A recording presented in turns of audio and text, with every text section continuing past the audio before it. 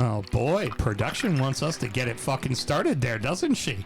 Over there just being like, I'm going to start hitting buttons and start doing the show, and y'all can fucking keep going and do your thing. Well, hashtag second sound check, right? Exactly. We have a show to do. We have a job to get done. It's almost midnight. Okay, well, I mean, I'm not going to be entertaining or funny, so I don't know. Why would you start now? Exactly. Made her giggle, though. Got her, coach. That's how we roll here. Can you hit the post?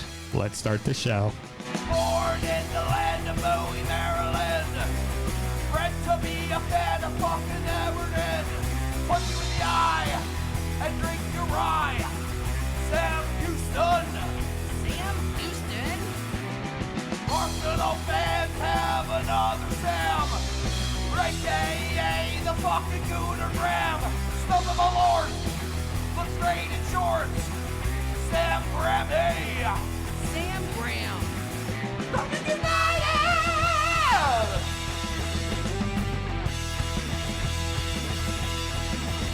Fucking United!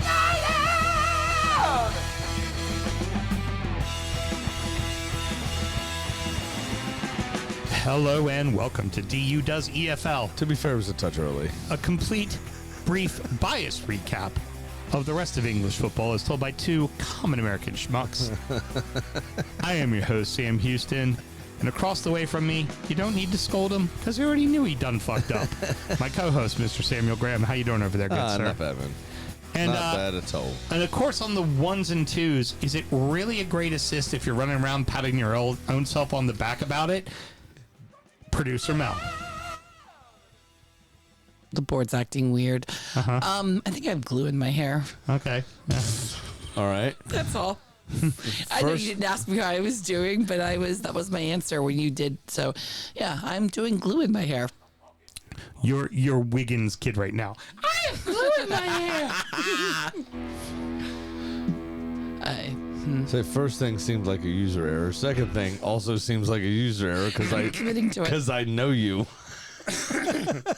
Quickly muting herself to try to pretend like nothing to see here, you looky-loos. Bro, every time you're like, Mel's got a big setup, I'm like, what is she going to cut this time? Can't wait for that phone call. On the way to the urgent care, Mel almost chopped her thumb off. Oh, I did. We're recording at the DU Public House just outside the nation's capital. You can check us out wherever you get your podcasts. And, of course, streaming live every single Monday night. Should you want to chat with us or just hold side conversations while I'm doing the call to action? Why not? How do you go about doing that, Mr. Graham? I don't know. What are we doing? It's at DU Football Show on all the social medias and dufootballshow@gmail.com to get in touch via email. And any Sheriff Labrador sponsored memes of Melissa going to the hospital are welcome. We aren't drinking the exact same shit, but we are drinking kind of something similar. Mr. Graham, what do we got in the glass for this show? We have the E.H. Taylor small batch bottle and bond. So this is the much younger version of what we just drank. And I believe this is just at exactly 4 years. 4 years old, yeah. Yeah. But also 100 proof. The rye had a lot less time to develop. So it's a little spicier, a little pepperier. No, the other one was spicier and pepperier to me. Okay. In this one, I think the rye had less time to develop in here. I was going to say more of, for me, it's when I say spicier and pepperier, it's a little bit of the alcohol burn, right? Oh, like, yeah. This tastes more than 100 proof when they're both the exact same proof. Yeah. The other big one, too, of this, the caramel, it tastes like caramel. It doesn't taste like creme brulee. Yes. Right? Yeah. Like it's that. Exactly. It's the little subtle differences. And for those that don't know or anybody new that's listening for whatever reason, there is proof just for shits and gigs. If something is 100 proof, right? How they used to prove their moonshine, which is why it's called proof, is they would take a line of cocaine. Just kidding. Gunpowder. And you would pour your moonshine over the gunpowder, and then you would set it ablaze. If it burned a nice, consistent, perfect blue, it was 100 proof. If it burned green, it was way too high and a lot of ethanol or methanol, whichever one's bad for you. If it burned yellow, it was way too light. and way under 100 proof. But that is where the term proof came from, because you were proving your moonshine. Exactly. Just for a little reminder for those that have joined us a lot and anyone new listening, that's why it's fun. It's amazing what time in the barrel will do, because this whiskey on its own, it's a great fucking whiskey. It's a great whiskey. It's very good. This is, of the regularly allocated things, this and Eagle Rare are the ones that take the cake for me. Yeah. I don't like Blanton's. I've made no mistake, or no qualms about that. I don't particularly care for a few of the other ones, to be honest. Weller, you're not a big weeder. I'm not a big weeder fan at all. Most of these have a decent amount of wheat content, but some of them do have a lot more rye than the others do. And rye and barley add body and depth, and chewiness, and that's what makes you know you're drinking whiskey, if that makes sense. Exactly. And yeah, that's important to me. So I'm not a huge fan of the wheaters. Wheaters need age or proof to feel full. Yeah, true. Now, what else should we always do, Mr. Graham? Always remember to drink responsibly, which I don't think I said in the last show, actually. Championship Corner! I've fallen and I can't get up. Oh no! Because we were so excited about what we were having. Yeah. Well, also, in all fairness, I didn't pitch you that what else should we always do, Mr. Graham, which is normally what I do. So see, we knew each other. I take as much responsibility, you know? Yeah, it's like Tark and Pickford here. But no, sorry, Ross, it was really goddamn good. We have a shakeup at the bottom as the Blades won at Leicester and have jumped into 19th place. Oh, wow. Wednesday are now joined by Norwich and Portsmouth. I don't like it. That makes me nervous. Pompey are level with the Swans, a point behind Oxford, and 2 points back of the Blades. That's okay. So, they probably still have to play them 4 more times, so it's fine. So this should be okay. Because there's 6,000 games left. In another jump, Millwall have jumped Stoke into 3rd place. Bro, if Stoke comes back, I might stop watching football. Well, because if the scheduling gods have anything to do with it, they will schedule Arsenal at Stoke on a Tuesday night. Oh, with the blustery wind. You know it'll rain. It'll down definitely rain. be raining. Yeah. It has to rain. And one of our players will break their leg again. Yeah, that's how it's always going to work. Fucking hate Stoke City. Coventry and Borough still sitting 1 at 2. Here's one worth noting. Wrexham have broken the top 10. They are in 9th place currently. Yeah, that's awesome. But we got to go back to Middlesbrough briefly. Obviously, they lost their manager 2 weeks ago. Yep. Rob Edwards went to Wolves, where he is regarded as somewhat of a legend, at least, as far as I know, but obviously feels an affinity to the club. For them to keep going in this manner over the last week, 10 days, 12 days, whatever it's been, is kind of remarkable, because when he abandoned ship like that, you kind of feel, is it going to get a bit wobbly? Right. You know, and they didn't. They've managed to keep themselves in the top 2. So well done to them. But well done to Wrexham. I love that story, especially after their manager was called into question after the first 1,000 games of the season here in the EFL. And that's how the championship works. Yeah. 2,554 matches to play. Each. Everybody. That's how the season works out. Is what it feels like. Reading have finally gotten themselves some breathing room in League One with a 3-0 win over struggling Blackpool. They are now in 16th place on 22 points and 6 points ahead of the Posh, who are the highest team in the drop currently. Okay, good for them. Righting the ship. Have they gotten rid of their owner yet? Yeah, that was last year. They got rid of him. So it's I the new owner. can't keep track of how many cunt owners have to be forced out. It's a lot to keep track of. Especially down there, there are a fucking ton This is like, those episodes of SVU that run like 6 episodes deep of that one case, but they can't film them all due to scheduling. So you get like 2 of those episodes, and then you get some normal episodes, and they come back to that story. Yep. And that's how I feel like with cunt owners in the EFL. It's like, this guy's being forced out. We're going to do that. It's almost like the Manchester City 115 charges, to be honest. It's the Pablo Schreiber serial killer that kept haunting Olivia. That is what the cunt owners are in that's the exactly what I thought of. the EFL. Yeah, that's the guy that burned his fingertips off on the grill. One, yes. Liev Schreiber's younger brother, who's also was the primary character that worked at the docks in season 2 of The Wire. Yes. So that full circle. That's who I think of. That storyline is exactly what I was thinking of. Here we are doing 6 degrees of fucking Pablo Schreiber for the fucking EFL for the EFL, show. yeah. For the EFL show. Brilliant. I could get Tom Hardy in it. So now we have a bunch of games in hand at the top of the table, and there's a ton of teams around. Of course there are. It. Because there's too much football.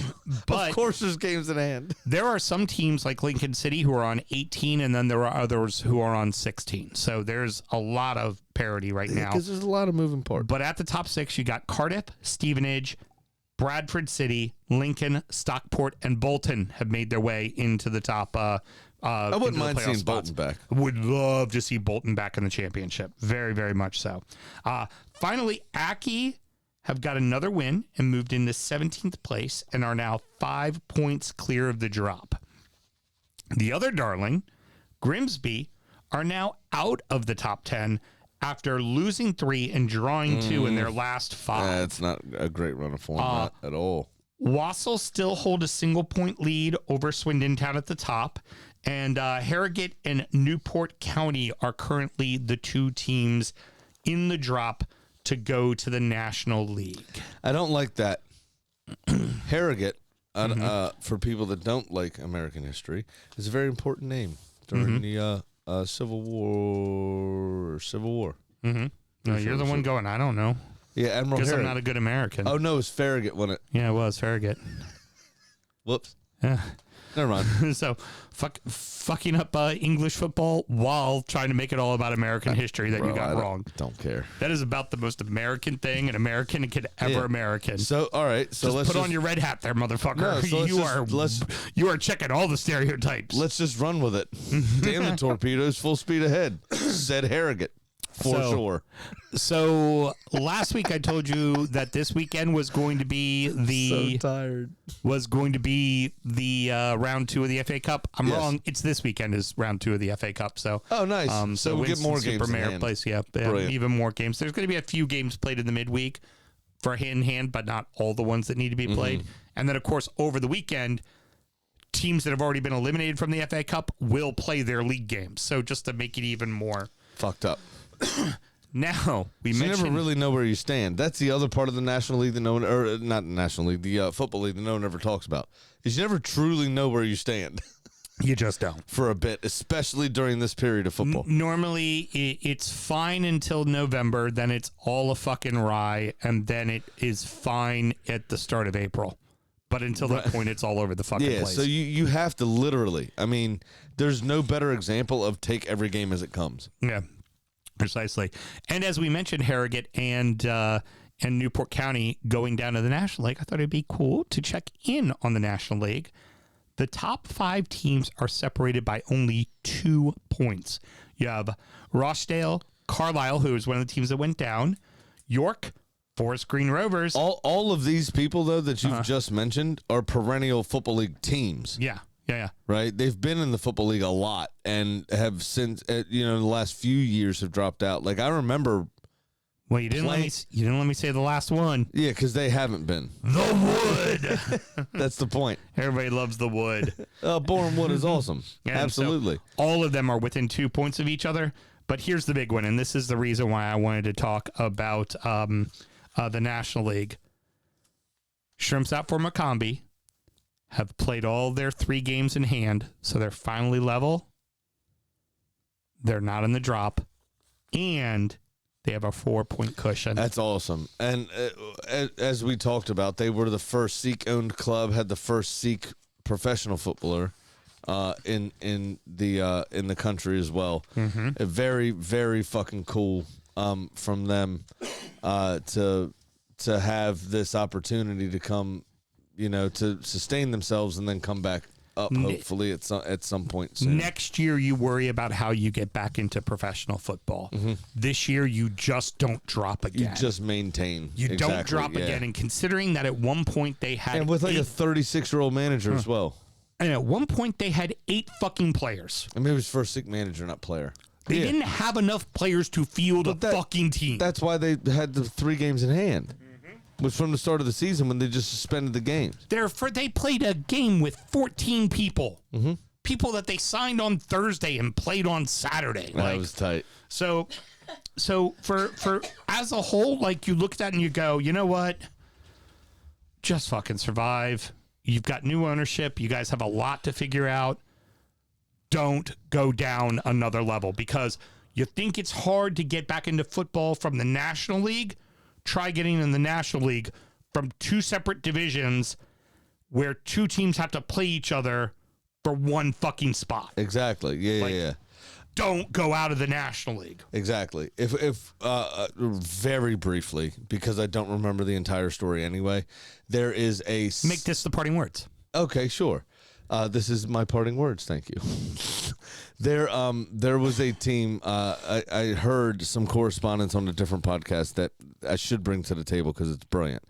There was a team in a veterans league, like an over 35s, over 40s league kind of thing, in the kind of Oldham, Manchester area, I believe, that featured Pape Cisse from. Do you remember from Newcastle? Yes, I saw this. Yes, all these people. He had scored like a league record already. They're about 9 games in or something. Emil Heskey also plays for the team. Blah, blah, blah, blah, blah. And just imagine turning up as us, right? The Leicester guy who went to Chelsea, Drinkwater. Drinkwater plays for him. Yeah. They got like 4 fucking former Premier League guys playing on that team. At least. And then it wasn't Peter Beardsley, but somebody of that ilk. Like somebody kind of hard-nosed sort of guy. Yeah. It turned up like 20 minutes after the game started and then got subbed on in the second half. Just like imagine, Drunkard United, we were playing in the over 35 league. We show up and then like there's fucking Phil Neville and fucking Wayne Rooney. You're like, we're fucked. We're fucked. We're fucked. And we're fucked. The team they played, the guy that sent the correspondence in, they only found themselves 1-0 down at halftime. And then everyone started doing their business. And they ended up losing 6-0. Perfect. All right. Next up is Injury Time, where we're going to talk about the beers we were drinking, check in on our adopted club, see how we're doing in fantasy, and, of course, preview the midweek action. Should you want to support the show, Mr. Graham, how do you go about doing that? Very easy, actually. Patreon.com/DFootball Show. Sign up to that $5 tier, and you'll get all of our extra content that Sam has just laid out for you. Excellent. We'll see you all on Friday. Good night.